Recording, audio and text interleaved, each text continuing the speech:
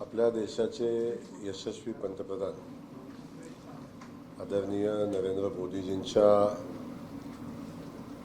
सरकारला 12 वर्ष पूर्ण झाली आणि या तपोपूर्तीच्या निमित्तानं जो 12 वर्षाचा प्रवास आदरणीय मोदीजींच्या नेतृत्वाखाली आपल्या देशाने केलेला आहे आणि देश सर्व पातळीवर खूप वेगानं प्रगती करताना आपण सगळेजण पाहतोय। आज आपण सगळेजण पाहत असताना देशाच्या पायाभूत विकासासाठी आदरणीय मोदीजींनी समाजातल्या प्रत्येक घटकांना सोबत घेऊन प्रत्येक घटकाचा विचार करून आज देशाला प्रगतीकडे नेण्याचा संकल्प केलेला आहे आणि एक आमूलाग्र बदल आज देशामध्ये प्रत्येक क्षेत्रामध्ये झालेला आपण सगळेजण पाहतोय। खास करून मोदीजींनी समाजातल्या शेवटच्या घटकाला न्याय मिळाला पाहिजे, समाजातला शेवटचा घटक विकासापासून वंचित नाही राहिला पाहिजे, अशा पद्धतीची भूमिका घेऊन प्रत्येक घटकाला न्याय देण्याची भूमिका मोदीजींनी आपल्या कालखंडामध्ये घेतली। आज आपण सगळेजण पाहत असताना देशामध्ये पायाभूत सुविधांचा विकास होत असताना देशानं दळणवळणाच्या क्षेत्रामध्ये क्रांती केलेली आपण सगळेजण पाहतोय। देश आज सर्वोत्तम रस्त्याने जोडलेला आपण सगळेजण पाहतोय। देशातली दळणवळणाची प्रत्येक साधनं असतील ती साधनं खूप मजबूत होताना आपण पाहतोय।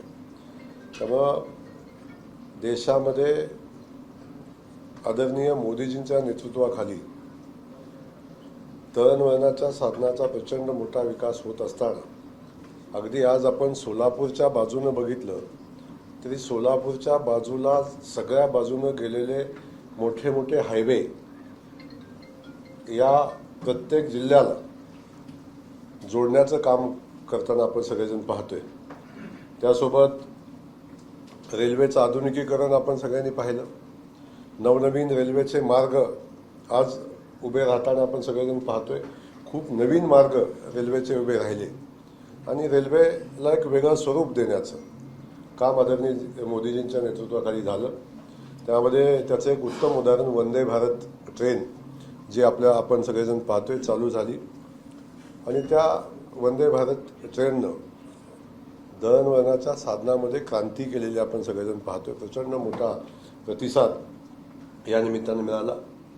देश उद्योग क्षेत्रामध्ये प्रगती करत असताना खूप मोठे मोठे उद्योग देशामध्ये येत असताना मोदीजींनी खऱ्या अर्थानं देशाला मजबूती देत असताना मेक इन इंडियाचा नारा दिला आणि त्या अनुषंगानं देशातल्या उद्योजकांना किंबहुना देशामध्ये निर्मिती झालेल्या वस्तूंना देशातल्या जनतेनं प्राधान्य दिलं पाहिजे अशा पद्धतीची भूमिका घेतली आणि देशाला खूप ताकदीनं पुढे नेण्याचं काम या निमित्तानं केलेलं आपण सगळेजण पाहतोय।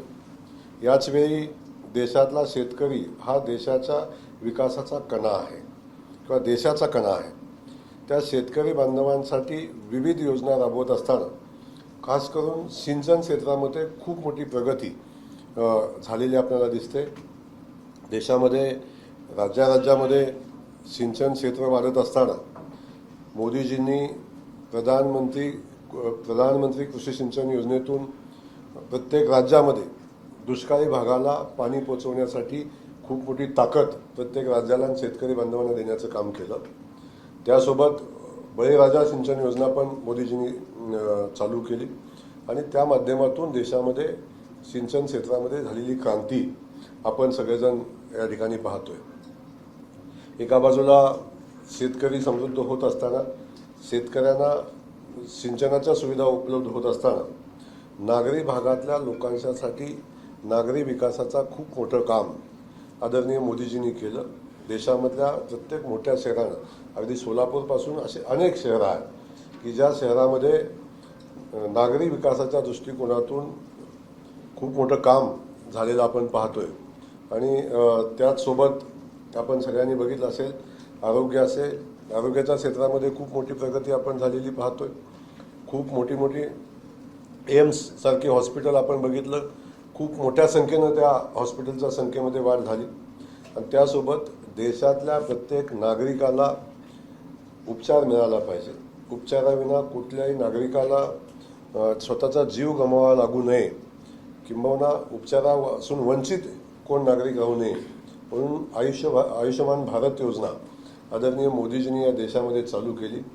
आणि जगातली सगळ्यात मोठी योजना आयुष्यमान भारतच्या रूपानं आज लोकांच्या सेवेसाठी या देशामध्ये चालू असलेले आपण सगळेजण पाहत आहे. त्या माध्यमातून कोट्यावधी रुग्णांना या योजनेची मदत झाली आणि असंख्य रुग्णांचे जीव वाचले, असंख्य रुग्णांना स्वतःचं जीवन सुसह्य करता आलं. अशा पद्धतीचं काम या माध्यमातून झालेलं आपण पाहतोय. खास करून सार्वजनिक क्षेत्रामध्ये मध्ये मोदीजींच्या सरकारवर आज विश्वास असलेला आपण सगळेजण पाहतोय. आणि प्रशासनामध्ये आलेली शिस्त मोदीजींच्या कालखंडामध्ये ही एक प्रचंड मोठी शिस्त आज प्रशासनामध्ये आलेली आपण सगळेजण पाहत आहे. आणि त्या माध्यमातून प्रशासकीय व्यवस्थेला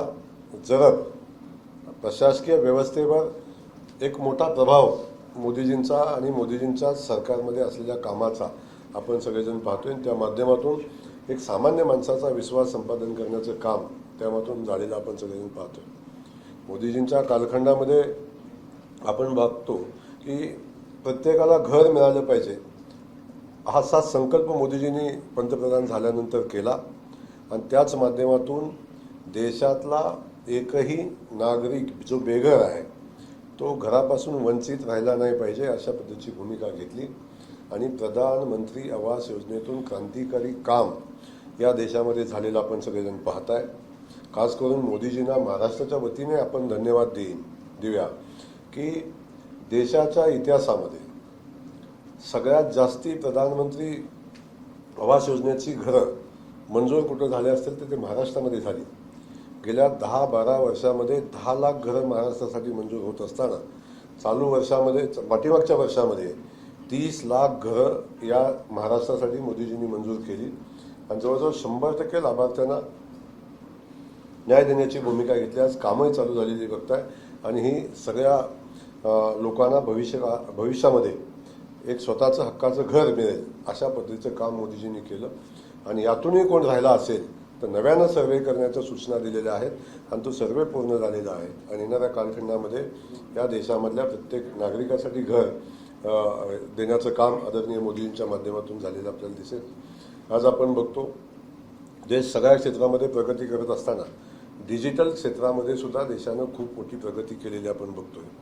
या देशातल्या छोट्या छोट्या संस्था व्यवस्था डिजिटल झालेल्या आपण सगळेजण पाहतोय. आणि त्यामुळे प्रशासनामध्ये आलेली गतिमानता आपण सगळेजण अनुभवतोय. त्याही क्षेत्रामध्ये प्रचंड मोठं काम मोदीजींच्या कालखंडामध्ये झालेलं आपण सगळेजण पाहतोय. खास करून आपण सगळेजण पाहिलं असेल की देशाचा विकास करायचा असेल तर समाजातल्या प्रत्येक घटकाला सोबत घेऊन केला पाहिजे. जोपर्यंत समाजातला प्रत्येक घटक बरोबरीनं या प्रक्रियेमध्ये सहभागी होत नाही तोपर्यंत देशाची प्रगती होऊ शकत नाही. हे मोदीजींनी या आपल्या सगळ्यांच्या समोर आदर्श घालून दिला. आणि खास करून महिला ज्यांचा वाटा 50% या देशामध्ये आहे त्या महिला सक्षमीकरणाचं काम मोदीजींनी हातामध्ये घेतलं. आणि त्या माध्यमातून महिलांच्या सक्षमीकरणाचा एक नवीन अध्याय सुरू झाला. आज आपण बघतो मोदीजींची मनापासूनची भावना की महिला सक्षम होत असताना त्या महिलांना लखपती करण्याचा संकल्प मोदीजींनी केला. आणि त्या माध्यमातून प्रचंड मोठं काम आमच्या लखपती दिदी बनवण्याचं काम चालू आहे. महाराष्ट्रामध्ये आपण बघतो की पाठीमागच्या वर्षापर्यंत 50 लाख महिला भगिनी आमच्या लखपती झाल्या. आणि पुन्हा आम्ही 1 कोटी महिला भगिनींना लखपती करण्याचं उद्दिष्ट ठेवलं आहे. तेच देशभर अशा पद्धतीचं काम चालू आहे. महिलांना मुख्य प्रवाहामध्ये आणण्याचं काम मोदींच्या सरकारच्या माध्यमातून होताना आपण बघतोय. आज आपण बघतो स्थानिक स्वराज्य संस्था असतील या सगळ्या संस्थांमध्ये महिलांना 50% आरक्षण देण्याचं काम झालं असताना लोकसभेमध्ये आणि विधानसभेमध्ये आमच्या महिला भगिनींना 50% आरक्षण 33% आरक्षण मिळालं पाहिजे. आणि लोकसभा विधानसभेच्या माध्यमातून महिलांनी काम केलं पाहिजे. आणि त्या महिला त्या लोकसभेमध्ये आणि विधानसभेमध्ये आल्यानंतर त्या या देशामध्ये सक्षमपणे काम करतील आणि महिला उन्नतीचं काम त्यांच्या हातून होईल अशा पद्धतीची भूमिका मोदीजींनी घेतली. दुर्दैवाने जी लोक किंवा जो पक्ष सातत्यानं महिलांच्यासाठी आम्ही काम करतो जो सांगतात आणि किंबहुना देशाचं नेतृत्व करणारे जेवढे महिला नेतृत्व करणारे पक्ष होते, अगदी सोनिया गांधीजी असतील, अगदी ममताजी असतील, ज्या लोकांनी महिला म्हणून आपण काम करत असताना जेव्हा महिला आरक्षणाचं बिल आलं तेव्हा मात्र त्यांनी विरोध केला. तरीसुद्धा मोदीजींनी संकल्प केलेला आहे की नारी वंदन विधेयक मंजूर करण्याचा संकल्प मोदीजींचा आहे. त्या दृष्टीनं आज आमचं सरकार एक एक टप्प्यानं पाऊल पुढे टाकते, हे आपण सगळेजण पाहत आहे. त्यासोबत शेतकऱ्यांच्यासाठी किसान सन्मान योजना चालू केली. अनेक योजना चालू झालेल्या आणि बंद झालेल्या आपण पाहत आहे. परंतु मोदीजींनी चालू केलेली प्रधानमंत्री किसान सन्मान योजना आज सातत्यानं चालू आहे आणि शेतकऱ्यांना मदत करत असताना शेतकऱ्याच्या जीवनामध्ये आपण बघतो अगदी गोरगरीब शेतकऱ्यांना त्याचा प्रचंड मोठा लाभ झालेला आपण सगळेजण पाहतो. आणि छोट्या छोट्या गोष्टीमध्ये जेव्हा शेतकरीचं कुटुंब थांबतं तेव्हा या योजनेतून त्या शेतकऱ्यांना मदत होत असते. आणि तीच नमो किसान सन्मान योजना आमच्या महाराष्ट्र सरकारने चालू केली. या दोन्ही योजनेच्या माध्यमातून शेतकऱ्यांना सक्षम करण्याचं काम केलं. आपण पाहतो बाळासाहेब ठाकरे समृद्धी महामार्ग, जो महामार्ग आपल्या महाराष्ट्रामध्ये झालेला, मुंबई टू विदर्भात नागपूर झालेला महामार्ग, एक प्रचंड मोठा महामार्ग झालेला आपण सगळ्यांनी पाहिला असेल. तशाच पद्धतीचे अनेक महामार्ग आता नव्यानं होत आहेत. शक्तीपीठ महामार्ग असेल, अगदी नागपूर गोवा हा महामार्ग असेल, असे अनेक महामार्ग या देशामध्ये झालेले आपण सगळेजण पाहतोय. त्याही क्षेत्रामध्ये खूप मोठं काम या सरकारच्या माध्यमातून झालं. खास करून नागरिक क्षेत्रामध्ये मेट्रोचं उभं राहिलेलं जाळं आपण सगळेजण पाहतोय. आजपर्यंत शहरामध्ये ट्रॅफिकचा जो प्रश्न निर्माण झालेला आहे, शहरीकरण वेगानं वाढते, अशा परिस्थितीमध्ये ट्रॅफिकचा निर्माण झालेला प्रश्न आपण सगळ्यांनी पाहिलेला आहे. अशा वेळी या शहरातल्या सगळ्या नागरी वस्त्यामध्ये मेट्रोचं जाळं उभं करण्याचं काम मोदींच्या सरकारच्या माध्यमातून झालं. आणि लाखो कोटी रुपये खर्च करून जी मेट्रो सिटी आपल्या आहेत, मोठ्या शहर आहेत, आता या शहरामध्ये मेट्रोचं जाळं या निमित्तानं उभं राहिलेलं आपण पाहतोय. आपल्या मुंबईचा अटल सेतू हा तर आपण बघितला, समुद्रातनं जाणारा हा महामार्ग आपण बघितला की ज्यातून लोकांचा प्रचंड मोठा वाचलेला वेळ.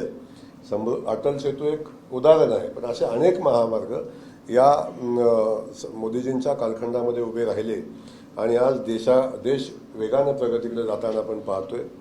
ग्रीन ग्रोथ कॉरिडॉरचा विषय असेल, असे अनेक प्रकल्प या माध्यमातून उभे राहिलेले आपण सगळेजण पाहतोय. खास करून विमान सेवेमध्ये झालेला क्रांती आपण सगळ्यांनी पाहिली असेल. 67 वर्षामध्ये या देशामध्ये 74 विमानतळ होती. मोदीजींच्या 12 वर्षाच्या कालखंडामध्ये नव्यानं 90 विमानतळ झाली. आज देशामधल्या विमानतळाची संख्या 164 आहे. मग एवढी मोठी प्रगती या विमान क्षेत्रामध्ये आज झालेली आपण सगळेजण पाहतोय. त्यातलं उदाहरण आपलं सोलापूरचं विमानतळ आहे. इथली विमानसेवा चालू झालेली आपण पाहत आहे. अनंत अडचणी असताना सुद्धा ह्या विमानसेवा चालू करून या शहरांना देशाच्या मुख्य प्रवाहामध्ये, विकासाच्या मुख्य प्रवाहामध्ये आणण्याचं काम आदरणीय मोदीजींच्या सरकारमध्ये झालेलं आपण सगळेजण पाहतोय.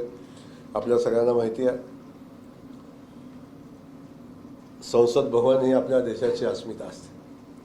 नव्यानं बांधलेलं संसद भवन आपण सगळेजण पाहत असतो आणि त्या संसद भवनाच्या माध्यमातून एक देशाला खूप मोठं संसद भवन मिळाल्याचा आपल्या सगळ्यांना आनंद आहे. आणि खूप अत्याधुनिक असं संसद भवन की जे जगातलं सगळ्यात अत्याधुनिक असं संसद भवन मोदींच्या कालखंडामध्ये झालेलं आपण सगळेजण पाहतोय. डॉक्टर बाबासाहेब आंबेडकर यांच्या जीवनाशी संबंधित असणाऱ्या जे 5 प्रमुख स्थळं होती, ज्याला पंचतीर्थ आपण म्हणतो, ती सगळी विकसित करण्याचं काम मोदीजींच्या कालखंडामध्ये झालेलं आपण पाहतोय. आदिवासी बांधवांना न्याय मिळण्यासाठी बिरसा मुंडा जयंतीच्या माध्यमातून आदिवासी अभियान दिवस करत असताना आदिवासी लोकांना समाजाच्या मुख्य प्रवाहामध्ये आणण्यासाठी अनेक योजना मोदीजींच्या कालखंडामध्ये झालेल्या आपण पाहतो. त्यासोबत अहिल्यादेवींची 300वी जयंती जी साजरी केली. अहिल्यादेवींनी जे प्रचंड मोठं काम आहे ते सामान्यातल्या सामान्य नागरिकांपर्यंत पोचलं पाहिजे आणि त्याचं अनुकरण आपण सगळ्यांनी केलं पाहिजे. अशा पद्धतीची भूमिका घेऊन ज्या अहिल्यादेवींनी एक सामाजिक समतेची क्रांती केली होती, किंबहुना राजव्यवस्था कशी, राजपाट कसा चालवावा, न्यायव्यवस्था कशी चालवावी, त्याही कालखंडामध्ये आपण बघितलं असेल की सिंचनाचं काम कसं करावं. खास करून ज्या देवस्थान आपण पाहिले असेल की मुघल सुलतानांनी उद्ध्वस्त केलेली जी देवस्थानं होती त्या सगळ्या देवस्थानचा जीर्णोद्धार करण्याचं काम अहिल्यादेवींनी केलं होतं. ते काम जनतेच्या समोर नेण्याचं काम, किंबहुना मी सांगेन की अहिल्यादेवींनी हिंदू मंदिरांचा जीर्णोद्धार केला त्या कालखंडामध्ये. त्याच्यानंतर खऱ्या अर्थानं त्या मंदिरांना न्याय देण्याचं काम कुणी केलं असेल तर ते मोदीजींनी केलं. काशी विश्वेश्वराचा जीर्णोद्धार अहिल्यादेवींनी केला होता. त्यानंतर झालेलं आक्रमण आपण सगळ्यांनी पाहिलं, पण त्यानंतर आज काशी विश्वेश्वराचा भव्य दिव्य असा कॉरिडॉर माननीय मोदीजींच्या कालखंडामध्ये झाला. हे आपण सगळेजण पाहताय. उज्जैनचं महाकाली मंदिर, तिथला कॉरिडॉर आपण सगळेजण पाहतोय. आणि खास करून आपल्या सगळ्यांना छाती अभिमानानं आपली फुलून येते. ज्या प्रभू श्रीरामाच्या राम मंदिरासाठी जवळजवळ 550 किती वर्ष वाट बघायला लागली, 550 वर्ष त्या मंदिराची वाट बघायला लागली होती की आमचे प्रभू श्रीराम एका छोट्याशा झोपडीमध्ये होते. त्या प्रभू श्रीरामांचं भव्य दिव्य असं मंदिर या मोदीजींच्या कालखंडामध्ये उभं राहिलेलं आपण बघतोय.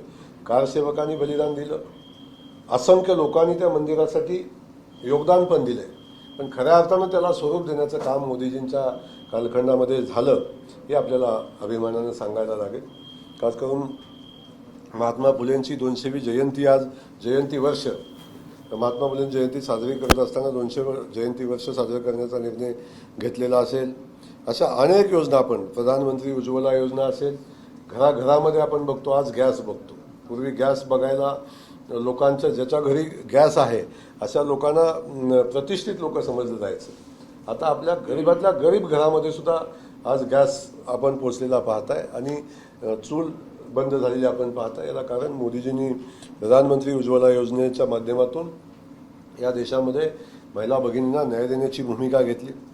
आणि हे सगळं करत असताना आज भारत एक विकसित देश म्हणून आपल्या सगळ्यांच्या समोर येतोय. जगामध्ये भारतानं मोदींच्या नेतृत्वाखाली प्रचंड मोठं स्थान निर्माण केलेलं आपण पाहतोय. प्रचंड मोठी शक्ती म्हणून पुढे येताना भारत पाहतोय.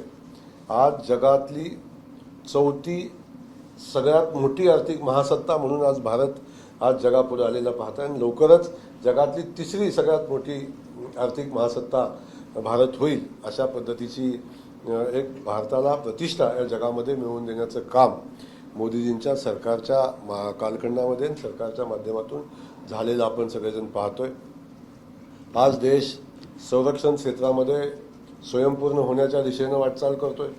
आता आज देशातल्या अनेक कंपन्या असं काम करत आहेत की संरक्षण क्षेत्रामध्ये क्रांती होऊन संरक्षण क्षेत्रामध्ये देश स्वयंपूर्ण व्हावा ही भूमिका मोदींच्या कालखंडामध्ये घेतलेली जाते.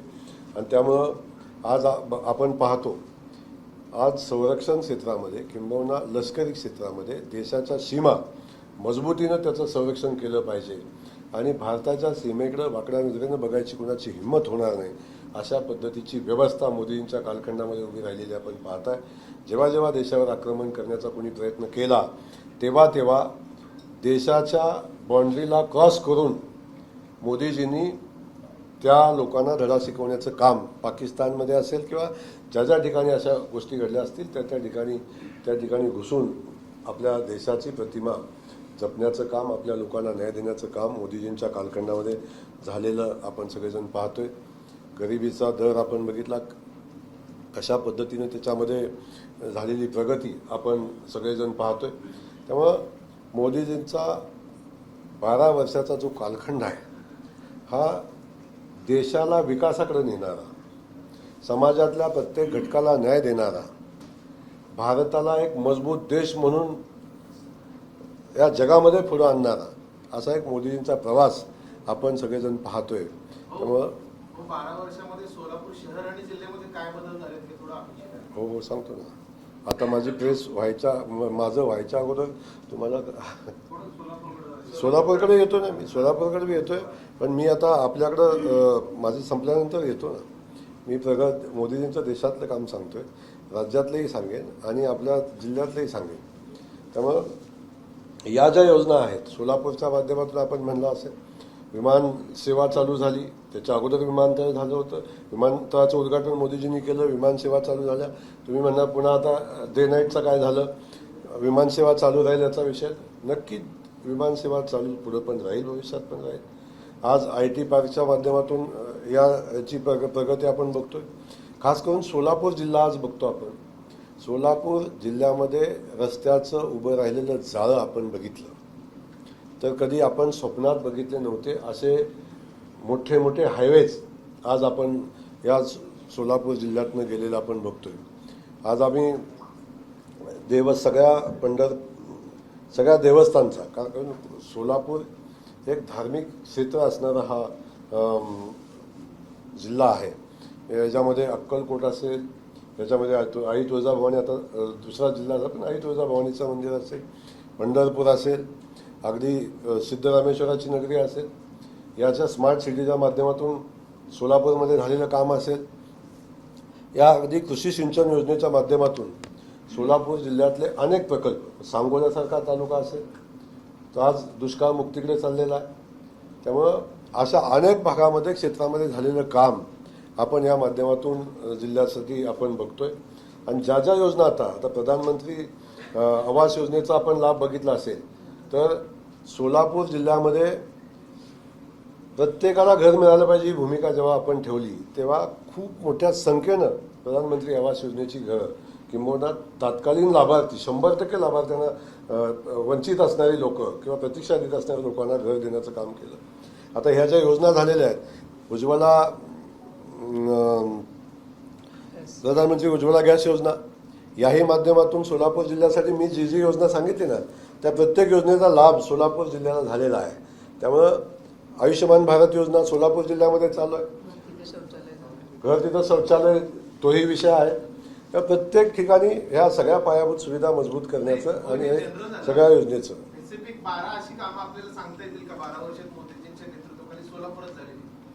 कुठली? सोलापूर जिल्ह्यामध्ये शहरामध्ये झालेली अशी 12 काही कामं आपल्याला सांगता येतील का स्पेसिफिक? जनरल तुम्ही जे सांगताय ते देशभरात सगळीकडे झालेलं आहे. मग आता वेगळं तुम्हाला काय पाहिजे असं सांगा आणि मला कुठलं काम अपेक्षित सांगा. विमानसेवेचा विषय आहे. तुम्ही विमानसेवा चालू करून दिली. आमच्या वेळेला दृश्य मान्यतेचं कारण देऊन ती विमानसेवा बंद होत आहे.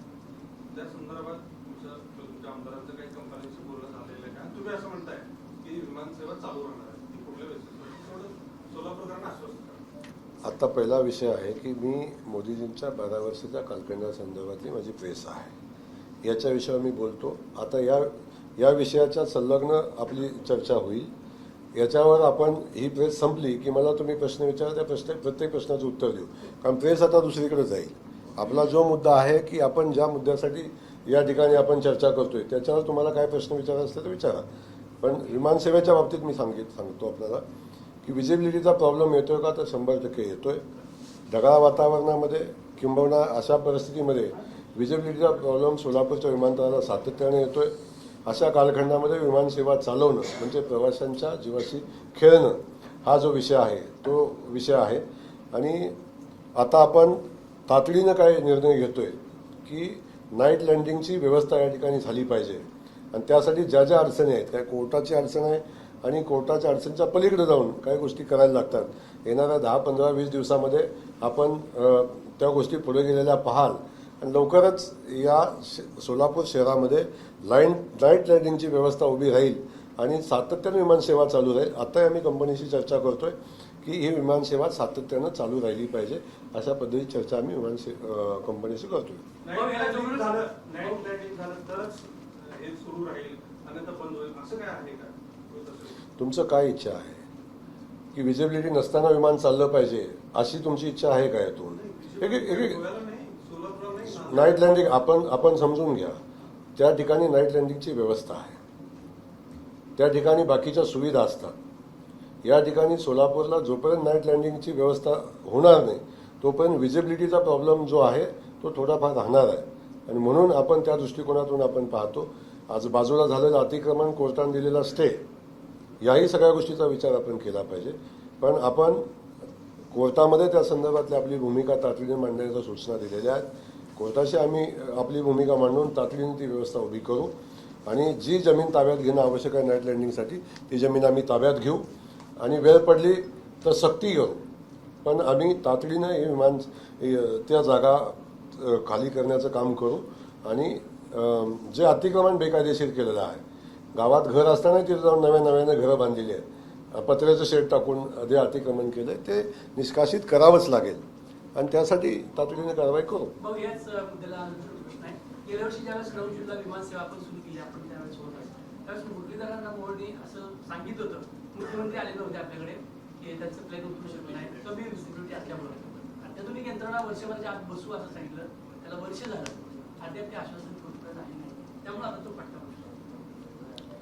मी आपल्याला सातत्यानं सांगतोय की अत्याधुनिक यंत्रणा बसवण्यासाठी नाईट लँडिंगची व्यवस्था करायला लागते. ती व्यवस्था करत असताना जी अतिक्रमणं आपल्या गावातल्या शहरातल्या लोकांनी करून ठेवलेली आहेत, कोर्टात जाऊन त्याला स्थगिती घेऊन ठेवलेली आहे आणि हे आपल्यालाही ज्ञात आहे. प्रश्न विचारायचा म्हणून विचारणं हे साहजिक आहे, विचारलंही पाहिजे आपण. परंतु हे वास्तव तुम्हाला माहिती नाही का? हे वास्तव आपल्यालाही माहिती आहे. त्यामुळं जोपर्यंत कोर्टात जाऊन विजिबिलिटी, तेच सांगतो तुम्हाला, नाईट लँडिंगच्या माध्यमातून ज्या सुविधा उभ्या राहतात तेव्हा विजिबिलिटीचे इश्यूज कमी होतात. आज आपण म्हटलो तर नाईट लँडिंगची व्यवस्था करण्यासाठी DGIPRनं या सगळ्या गोष्टी आपण समजून घेतल्या पाहिजे. एखादी दुर्घटना म्हणजे बारामती झालेला, तर बारामती मध्ये नाईट लँडिंगची व्यवस्था उभी करायला बारामतीत तर वर्षानुवर्ष सत्ता आहे. परंतु आपण बघितलं की दिवसा सकाळ अजितदादांचा झालेला ॲक्सिडेंट आपण बघितला आहे, दुर्घटना आपण बघितलेली आहे. अशा परिस्थितीमध्ये काही गोष्टी आपणही समजून घेतल्या पाहिजेत की ही नाईट लँडिंगची व्यवस्था करावीच लागेल, आपल्याला करावीच लागेल. याच्या पलीकडे जाऊन जर तुमचं म्हणणं असेल की प्रवाशांचा जीव धोक्यामध्ये घालून ही विमानसेवा चालू ठेवावी तर आपण तसंही सांगा. भाऊ, आम्ही काय म्हणतोय ते सांगा. गेल्या वर्षी आपल्याच मंत्र्यांनी आश्वासन दिले, परत IT पार्कचं आपण बोलतोय किंवा इंजिनिअरिंग कॉलेजचं बोलतोय, वर्षानुवर्षी तेच प्रश्न येतात वारंवार. उड्डाणपूलचा विषय येतोय, या विषयावर आपण व्यवस्थित उत्तर द्या ना. आम्हाला काही नको विमानसेवा असंही रिस्क मध्ये चालू करा असं आमचं म्हणणं आहे का? तुमच्याच मंत्र्यांनी गेल्या वर्षी आश्वासन दिलं, वर्षभरात हे विषय मिटू म्हणून, त्याच्यावरती बोला तुम्ही आधी कोण सांगता आम्हाला? आम्हाला असं म्हणतं की प्रवाशाचा जीव धोक्यात घालून विमानसेवा चालू करायची का? असं नाही ना. आमचा मुद्दा असं की मुरली यांना मोहळांनी सांगितलं होतं ते का झालं नाही आणि त्याचं कारण त्यावेळी सांगितलं नव्हतं असं की ते पाडल्याशिवाय करू शकत नाही. आता एवढं जीवाला लावून घ्यायची काही कारण नाही. मी सांगतो माझा प्रश्न ऐकून घ्या. तुमचा ऐकलंय, माझा ऐका. आता एवढं जीवाला लावून घ्यायची काही कारण नाही. आपल्या सगळ्यांना माहिती आहे की या सेवा देत असताना कोर्टानं दिलेला स्टे आपल्याला उठवावाच लागेल. शासनाकडून कुठलंही काम राहिलं नाही, शासन काम करायला तयार आहे. या देशातली सर्वोच्च व्यवस्था आहे, घटनेनं घालून दिलेली व्यवस्था आहे. कोर्टानं जेव्हा त्या घरं निष्कासित करण्यासाठी केलेली मनाई आहे आणि ती मनाई जोपर्यंत आपल्याला उठणार नाही ते शासन स्तरावर थांबलेलं कुठलंही काम नाही. मंत्री महोदयांनी जे शब्द दिलेला आहे त्या शब्दाप्रमाणे काम होईल, त्याच्यात कुठलीही अडचण येणार नाही.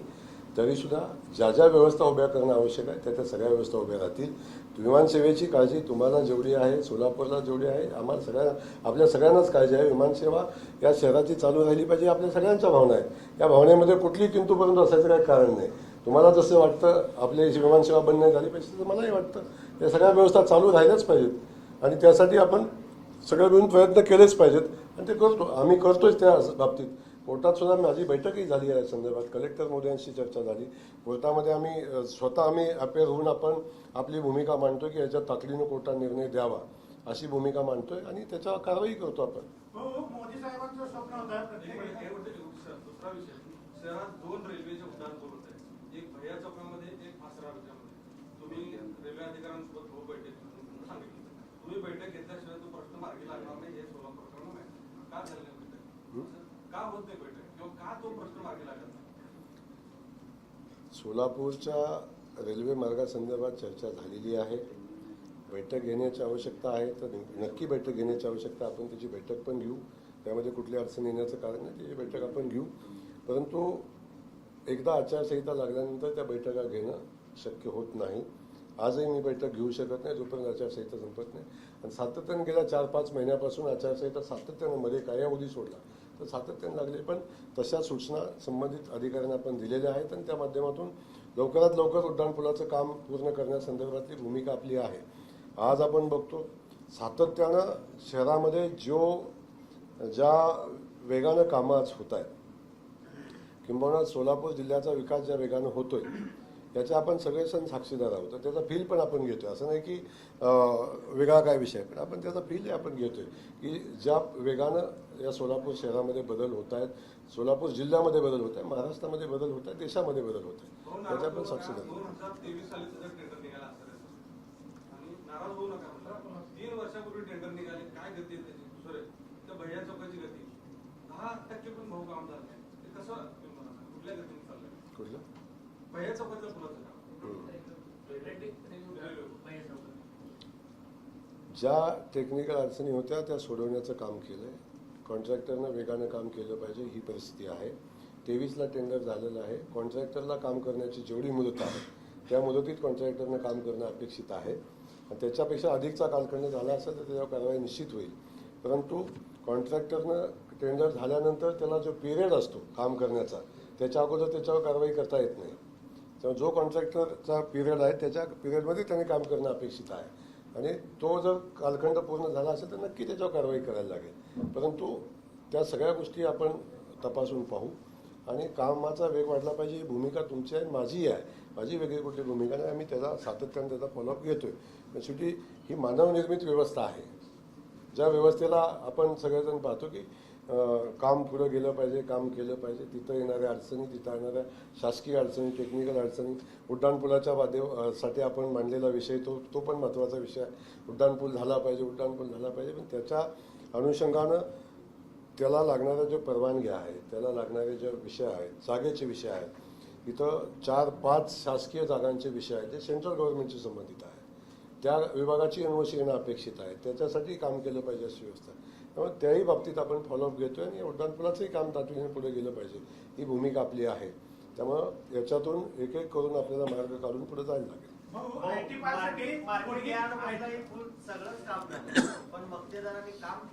आता माझा आपल्याला एकच विषय आहे. ही प्रेस आहे मोदीजींच्या 12 वर्षाच्या कालखंड याच्या संदर्भात. सुनो ऐका ना दादा, ऐका ना तुम्ही. या सगळ्या परिस्थितीमध्ये ही प्रेस संपली की तुम्ही म्हटला तर दुसरी प्रेस सोलापूरच्या प्रश्नावर मी लगेच घेतो आणि तुमच्या प्रत्येक प्रश्नाला उत्तर देतो. 12 वर्षाच्या कालावधीमध्ये सरकारनं जे काम केलं यश तुम्ही सांगितलं, 12 वर्षामध्ये जे काम केलं यश तुम्ही सांगितलं. मात्र या सरकारनं सत्तेमध्ये येताना काही आश्वासन दिली होती. उदाहरणार्थ बेरोजगारी कमी करण्याचं आश्वासन होतं, महागाई कमी करण्याचं आश्वासन होतं, अर्थव्यवस्था सदृढ करण्याचं आश्वासन होतं. मात्र प्रत्यक्षामध्ये बेरोजगारी मोठ्या प्रमाणात वाढलेली आहे, महागाई वाढतीये, डॉलर जे आहे ते रुपयाच्या तुलनेत मोठ्या प्रमाणात वाढलेलं आहे. यावरती विरोधक सातत्याने टीका करतायत सरकारच्या कामांवरती. त्याला काय उत्तर असणार आहे? नाही, मुळातच विरोधकांचा अभ्यास कमी आहे. अर्थव्यवस्था जर मजबूत होत नसती तर जगातली 12वी अर्थव्यवस्था जगाच्या 4थ्या नंबरवर आली नसती ना. अर्थव्यवस्थेचा विषय आता आपण देशातल्याच काही शक्तींनी या देशाच्या प्रगतीवरचं कौतुक करत न करता या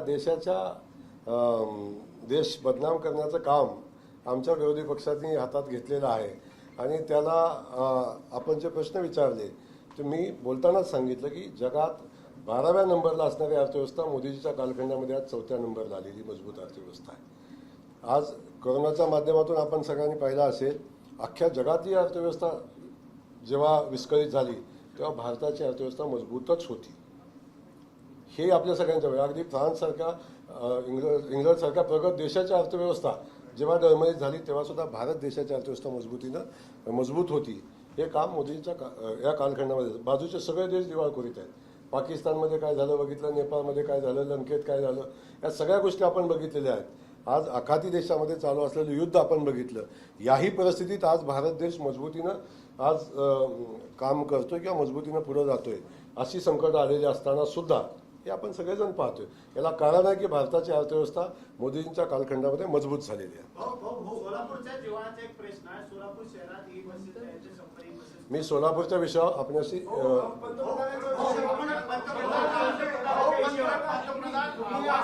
इंधनाची बचत करा. सोलापूर शहरात 100 बसेस येणार होत्या, त्याचं चार्जिंग स्टेशनचं देखील काम पूर्ण झालंय, मात्र ही बसेस अजून आल्या नाही, त्याचा पत्ता नाही. पण नेमके आहेत कुठे ही बसेस? मी तुम्हाला पत्ता देतो, तुम्ही बघून या. पंतप्रधान नरेंद्र मोदी यांचा प्रभाव प्रशासनावर जास्त आहे असं तुम्ही म्हणताय. हा? प्रशासनावर पंतप्रधानाचा प्रभाव जास्त आहे आणि प्रशासन खूप आढळेल आणि आनंदी आहे. पण अशाच परिस्थितीमध्ये नीती आयोगाच्या, RBIच्या आणि अनेक कृषी विभागाचे असे कितीतरी IAS, IPS अधिकारी जे स्वच्छ निवृत्ती देऊन गेले, याचा शोध अद्यापर्यंत लागला नाही की नेमकं काय आणि कुठल्या कारणाने हे अधिकारी इतक्या उच्च पदस्थ आणि इतके विद्वान लोक निघून गेले. नेमकं कारण काय असू शकते? मोदी सरकारचा हा म्हणजे करिश्मा म्हणायचं. मला अधिकाऱ्याची नावं तर सांगा. हो?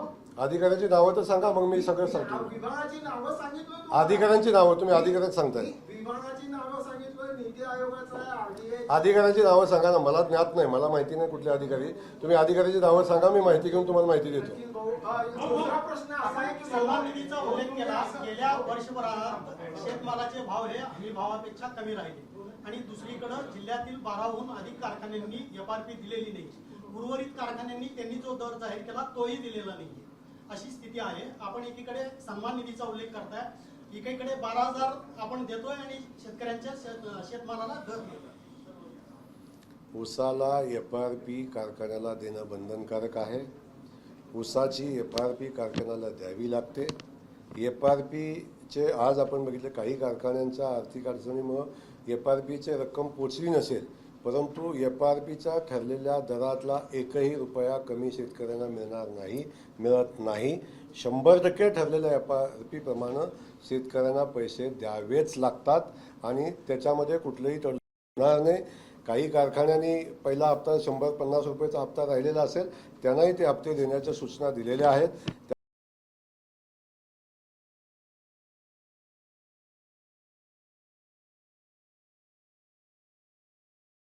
त्याला फडणवीस साहेबांनी रिस्पॉन्स दिला. स्थानिक तुम्ही पालकमंत्री, तुम्ही भाजप आमदारांनी सगळं हे केलं, होडीला जागा डिक्लेअर केली आणि परवा उद्योग मंत्री येऊन अचानक सांगतात की ती जागा बाहेर शहरात पाहिजे. म्हणजे प्रशासन कन्फ्यूज, सगळे आमदार कन्फ्यूज, जनता कन्फ्यूज, एक दुसरीपणा दिसतो. कोणी कन्फ्यूज नाही. जी जागा मंजूर झालेली आहे त्या जागेवर IT पार्क होईल. विरोधी पक्ष म्हणतोय की देशामधली फॅसिस्ट विचारधारा ही देशाला कुठल्या तरी वेगळ्या विचारधारेकडे घेऊन जाते आणि हे सर्वसामान्य लोकांना खाईमध्ये घालणार आहे. म्हणजे विरोधकाची भूमिका ही चुकीची आहे. फॅसिस्ट विचारधारा ही जोपासणाऱ्या लोकांची भूमिका नसते. आता तुम्ही तुमचा प्रश्न आंतरराष्ट्रीय आहे, परंतु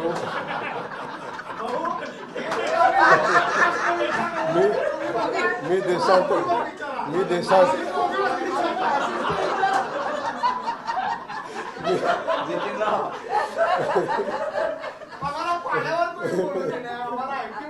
चला बोला. मोदीजींच्या याच्यावर विचारायचं का काही? नाही सर, ही पत्रकार संपून मग पुढचं तुम्ही सोलापूरचं विचार. नाही, आज आपण बाहेर तुमचा एक आहे का एक तुम्हाला पॉलिटिकल प्रश्न मला विचारायचे आहेत. आपण इथून बाजूला उभे राहू आणि मी सगळ्या प्रश्नाला उत्तर देतो. नाही सेंट्रल लेवलचा आता या प्रेसपुरता मर्यादित विषय आहे. ही माहिती दिली. चला धन्यवाद.